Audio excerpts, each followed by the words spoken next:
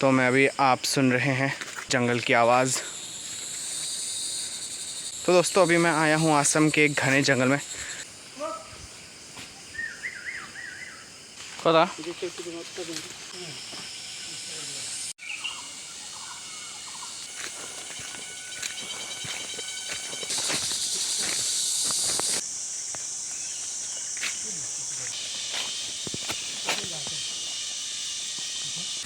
और हाँ, जैसे जैसे अंदर जा रहे हैं जंगल काफ़ी घना होता जा रहा है। और